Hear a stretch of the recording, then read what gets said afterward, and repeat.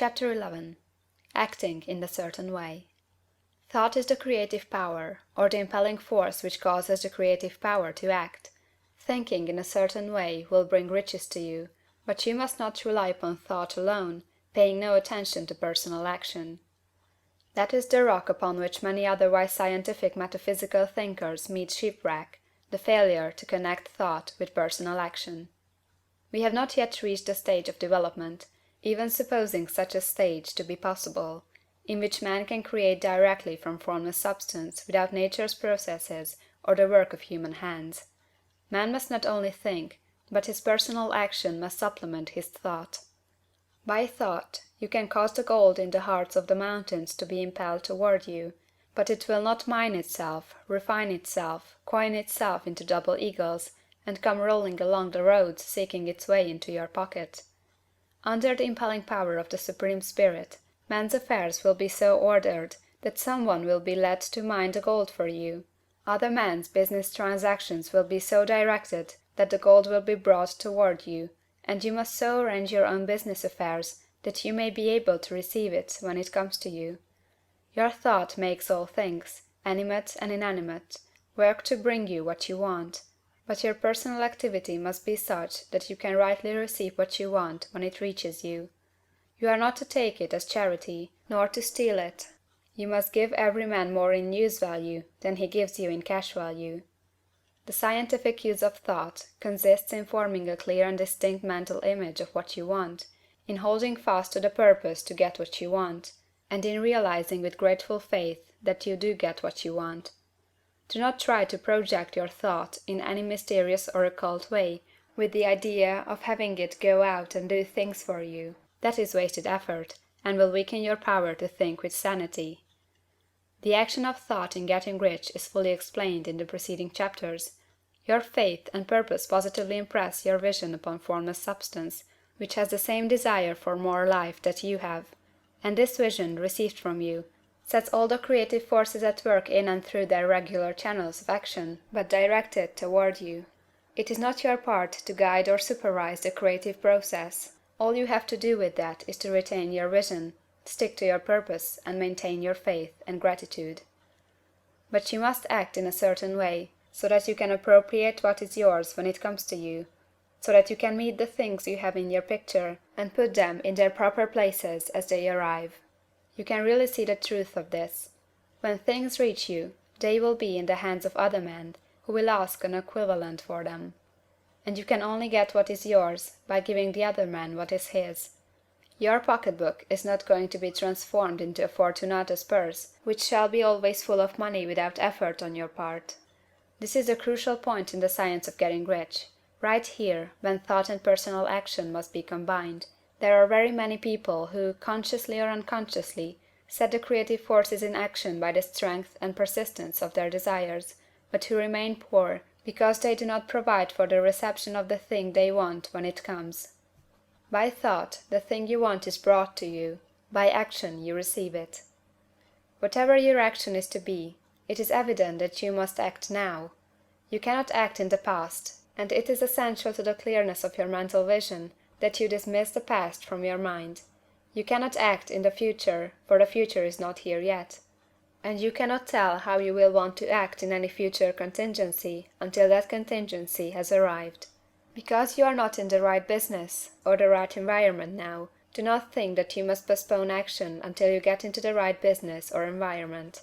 And do not spend time in the present taking thought as to the best course in possible future emergencies.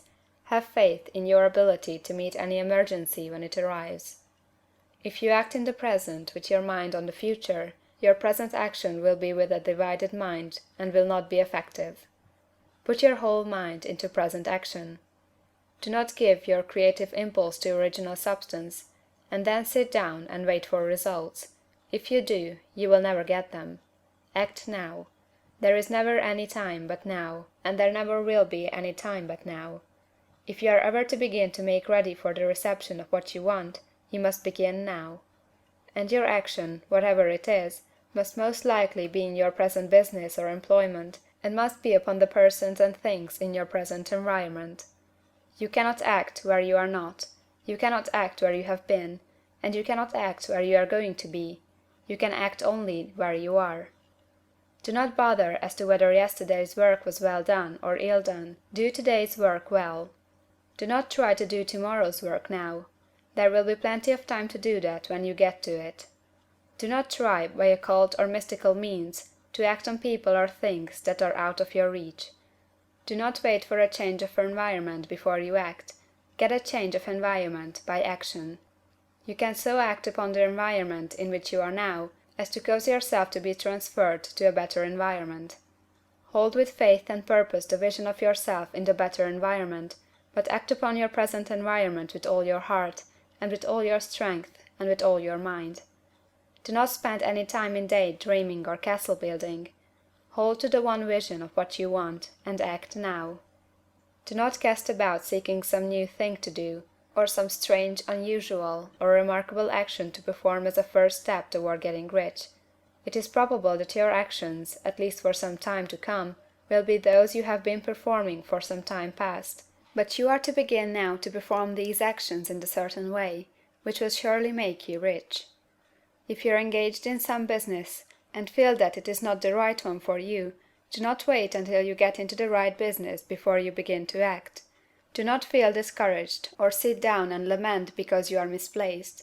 No man was ever so misplaced but that he could not find the right place, and no man ever became so involved in the wrong business but that he could get into the right business.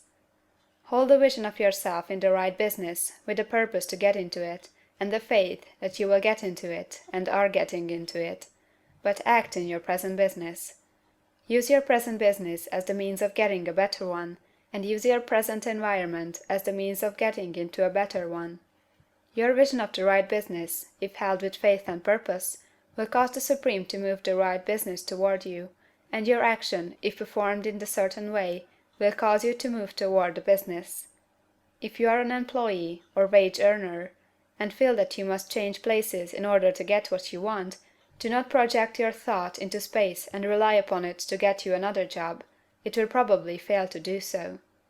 Hold the vision of yourself in the job you want, while you act with faith and purpose on the job you have, and you will certainly get the job you want. Your vision and faith will set the creative force in motion to bring it toward you, and your action will cause the forces in your own environment to move you toward the place you want. In closing this chapter, we will add another statement to our syllabus. There is a thinking stuff from which all things are made, and which, in its original state, permeates, penetrates, and fills the interspaces of the universe. A thought, in this substance, produces the thing that is imaged by the thought. Man can form things in his thought, and, by impressing his thought upon formless substance, can cause the thing he thinks about to be created. In order to do this, man must pass from the competitive to the creative mind. He must form a clear mental picture of the thing he wants, and hold this picture in his thoughts, with the fixed purpose to get what he wants, and the unwavering faith that he does get what he wants, closing his mind to all that may tend to shake his purpose, dim his vision, or quench his faith. That he may receive what he wants when it comes, man must act now upon the people and things in his present environment. End of chapter 11.